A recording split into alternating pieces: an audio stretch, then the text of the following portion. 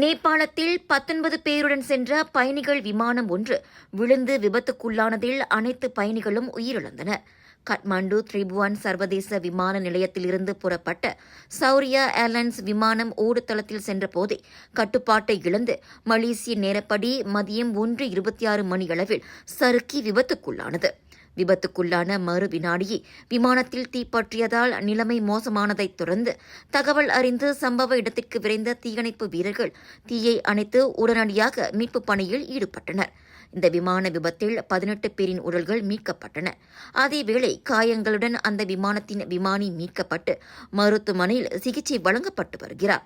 விமான விபத்தில் உயிரிழந்த அனைவரும் சௌரியா ஏர்லைன்ஸ் ஊழியர்கள் என தகவல்கள் தெரிவிக்கின்றன. இந்த விமான விபத்து தொடர்பான காணொளிகளும் புகைப்படங்களும் தற்போது இணையத்தில் வைரலாகி வருகிறது. முன்னதாக ஜனவரி 2023 மத்திய நகரமான புக்காரா அருகே எட்டி ஏர்லைன்ஸ் விமானம் விபத்துக்குள்ளானது. அந்த சம்பவத்தில் பயணிகள் மற்றும் பணியாளர்கள் உட்பட விமானத்தில் இருந்த 72 பேரும் உயிரிழந்தது குறிப்பிடத்தக்கது.